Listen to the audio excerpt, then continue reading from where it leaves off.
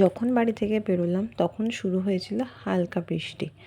বাবান ছিল ক্রিকেট খেলা, তো সেখানে গিয়ে তারপরে মানে বেরোতে না বেরোতেই প্রচণ্ড বৃষ্টি শুরু হয়ে গেল। বাবানকে কোনো রকম অনেক কষ্ট করে গাড়িতে তুলেছি, বাট আমরা দুজনেই ভিজে গেছিলাম।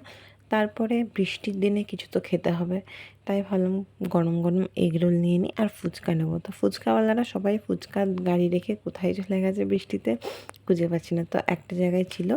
তাই আমরা তিনজনের তিনটে রোল, আমার বাবানের আর মায়ের, তখন এসব খাই না, আর নিয়ে নিয়েছিলাম ফুচকা। তো এরপরে এই যে কাজ করছিল বলে আমরা এক জায়গায় দাঁড়িয়েছিলাম, সেখান থেকে দুটো ফুচকা বার করে না খেয়েও নিয়েছি। আর রোলটা বাড়ি গিয়ে খাবো, বাবানের তো খিদে পেয়ে গেছে যেহেতু খেলতে গেছিলো, তাই বলছে মা চলো সবই এখানে খেয়ে নিই। বললাম না না, বাড়ি গিয়ে খাবো। তো চলো আমরা এবার বাড়িতে যাই, গিয়ে গরম গরম রোল আর ফুচকা খেতে হবে। তো বৃষ্টিটাকে এনজয় করতে হবে।